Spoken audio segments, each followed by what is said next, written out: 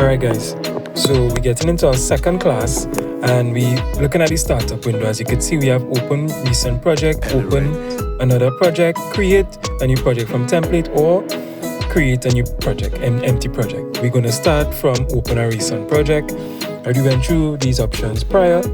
Okay, again we are in Logic Pro X, and as you could see, based on where we left off, just how we saved our project is how it is presently.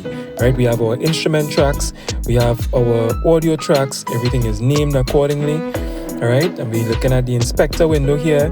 Now we're going to start pulling up the instrument. So for our bass, we're going to pull from the EXS24 sampler. All right, and when we do that, we're going to go in and just check out a few of the bass options, and we're looking for electric bass. All right, so let's just go. You can see different features that exist, and you could spend time and go more into the instrument. All right, but we're going to actually look for the musical instrument of choice within the software instrument, and we're going to choose the Liverpool bass. All right, just take a look. You have the other options there, but let's go to the Liverpool bass.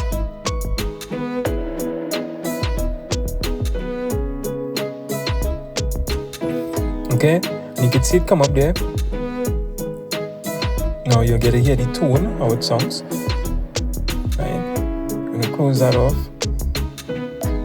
Now let's go to the drum section. Now as we did that, what is important, let us save as we progress. Remember, in the last class, we said that Command and S is the shortcut to save. Alright? So you save and then we move on thereafter. Now we spoke about this prior. We're going to name this as class tutorial 2, MPAE class tutorial 2, and we said that you can choose package or folder. Now if you choose package, if you look at the session where I just highlighted the MPAE class tutorial 1, that is what the package looks like. It contains all the information inside there. But when you choose a folder, as you can see, we have an audio files folder, and by the time we bounce out the project or export the project from Logic, you'll see a bounces folder. The folder gives you an option to have subfolders therein, so you can actually come into your session and choose what it is you want to access without having to go into the package itself. All right, the subfolders give you, or rather the folder option gives you multiple folders. Now looking at the options here in the EXS24 sampler, you have A, D, S, and R. A stands for attack, D stands for decay, sustain, S stands for sustain, and R stands for release. All right, and these all impact on how your instrument responds as you play it going forward. Yeah. All right, so now having done that, we are looking to go into the Ultra Beat. So we are now about to pull up the Ultra Beat drum machine, and it's the stock drum machine, the drum machine that comes with Logic. Now in the EXS24 sampler, we can't access drum tones. However, the drum machine, the Ultra Beat, is the dedicated drum machine for Logic Pro X. Alright, so in a subsequent video, we'll actually go through the tunes. At this point, we're just going to pull up the kit itself. So we're going to use the hip-hop kit. Right, you can see the vast number of kits that exist. We're just going to pull up the hip-hop kit. And we can do this because we are a bit familiar with some of the sounds, some of the tunes that come with the software. Me and CS, we've been using this over 10 years, 15 years. Alright, and you can go through and look at some of the other additional features that come along with the plugin itself, the Ultra Beat plugin. Now that the kit is up, now at every step you can move forward to save, so you could press Command and S as you progress, just in case electricity was to go or there was to be some type of malfunction with the software itself. You want to save at every stage of progress. So we just saved it using the shortcut Command and S. Now we're going to look for the tune for the keys. Now we can go into the EXS24 sampler as well. Right, it's a very it has a wide range of tones, spanning from woodwind tones or wood tones to string tones to percussive tones. All right. However, upon doing so, we'll go for one of the other instruments which would allow us to access some more keyboard type tones. And even in utilizing these instruments, you want to look for tones that are as close as possible to the realistic sound, again based on the type of production that you're going for.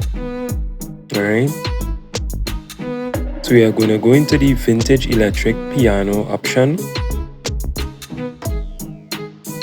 and there are a number of keyboard type tones, keyboard / synth type tones. Gives you a warmer sound than what comes with the EXS24 sampler. In the EXS24 sampler, you have a number of piano tones. They're alright, but the realistic song is never beaten unless you're going more for a digital feel in your production. Yeah, so we chose one of the keyboard options. We'll get into how the tones sound later on. So now that we have that, we could save as well, and we move forward. We are now looking for the strings, and you can get strings as well in the EXS24 sampler. It's a what we call like a go-to plugin in the software.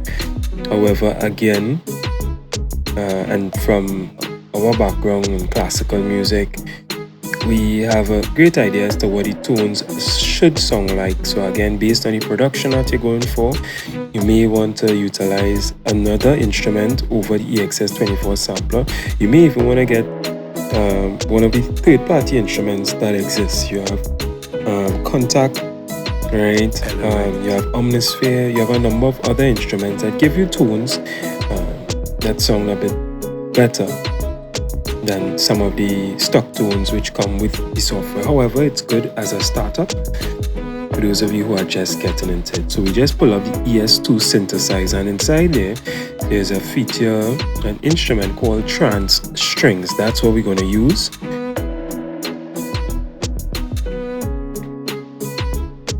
And this instrument also has the A, D, S, and R. If you look across on the right section, separate from where we pull up the instrument, you will see it there.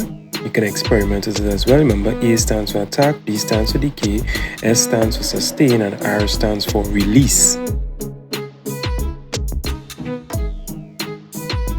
Alright, so let's see as we go along. So far we have the bass, we have the drums, we have the keys, we have the strings. Now we have our instrument set, yeah.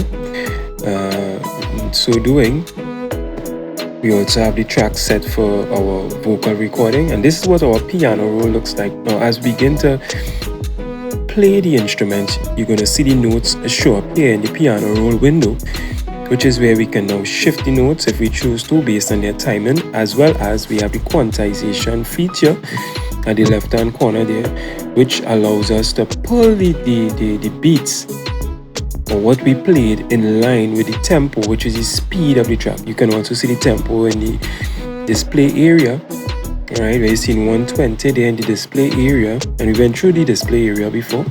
You can see 120 BPM. Now where we are at presently, we're going through the windows on the right hand side. So this is our note section. Alright, and we could put notes in relation to the project or notes in relation to the track selected within the project. Then you have your loop section. Alright, this is where you could pull loops from within Logic. And you have your audio bin, which allows you to see the audio files within the project. Then you are able to access audio files on the computer. And again, based on your production, you can decide which you like to access and what you like to do going forward. Meet us in video 3.